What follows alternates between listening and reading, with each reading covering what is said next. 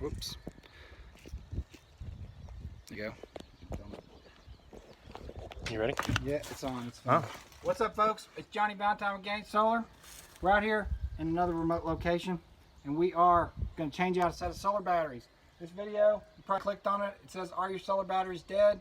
And I'm going to be showing you some quick and easy tips on how to tell if a pair of solar batteries or set of solar batteries are dead. Maybe it'll save you a little bit of money, save you some trouble. First of all, I'll show you Exhibit A. This is a bank of dead batteries. We'll get better light in here soon.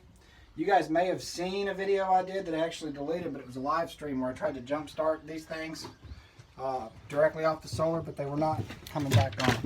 I got a cameraman, if you haven't noticed. It's been a beautiful thing. The first thing we're doing, you might wonder why we're out here. We're having tea in the wilderness. But these batteries, the cables are still good. They're just heavily corroded, so I got to clean these cables. I'm just going to be using straight up hot water. Not going to use any kind of baking soda or any kind of basic solution. No need for that funky business. Just going to use good hot water, and they're going to come clean with a brush. A little bit of elbow grease. Come on through here, son. Don't get hit by a barbed wire. Well, we got barbed wire fence. So I've got my Kelly kettle, my Irish design. It's of an Irish design, and it's heating the water just fine. We're going to be changing out the battery for some Trojan Solar 06375 AGM solar batteries. This is going to be a lot better battery for this system because it's a backup power system and it sits dormant most of the time. It just sits waiting and selling power back to the grid. No reason to use a flooded lead acid battery on that. You don't need to use flooded lead acid. In fact, if you use a flooded lead acid battery in a backup power system, you're probably going to see a little bit of electrolyte stratification because that charge stays at the top, unless you're cycling your deep cycle batteries maybe once a month and mixing it up. Come on in, folks. So the symptoms of a dead, look at this, can't find my voltmeter. See, this is the kind of stuff you don't want to happen in your solar videos. Where's your voltmeter? Right here.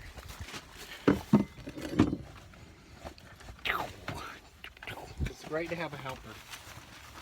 Oh, you're fine, dude. Look, this is a live video, folks. So if you were having to watch a little bit here and there, I apologize, but maybe you're learning something. So we're going to come over here and show you what the voltage should look like on a new battery. Turn it to DC. This is the new helper, by the way. His name is Jacob. Hey there. So put it on DC. You're going to put your meter on volts DC, which he's got a voltmeter that reads AC and DC, straight line and a squiggly line, but he can program it. So he's got it on DC. Go ahead and put your positive. Your red goes on your positive. Your black goes on your negative. So he's got almost 6.5 volts. So that's a good reading for a 6-volt battery. Now let's come over here to these batteries. This is the quickest and easiest way to tell if the batteries are dead. Go through this barbed wire real quick.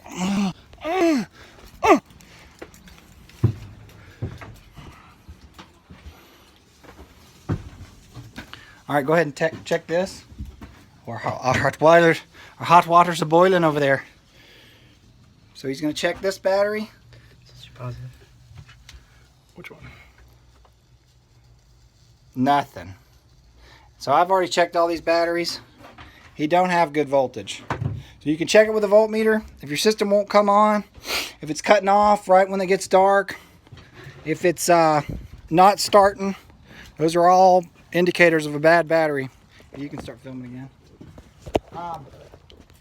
The average life of one of these batteries is going to be about 5 to 7 years. If you get 5 to 7 years out of a battery that's in a standby situation, you're doing good. 4 years, I'm not surprised if it's done after that. You're not going to see problems with the batteries until they lose their grid connection, because even a dead battery, as long as the system is keeping it charged and it's got the grid there at night, it can keep the battery full enough to make it look good.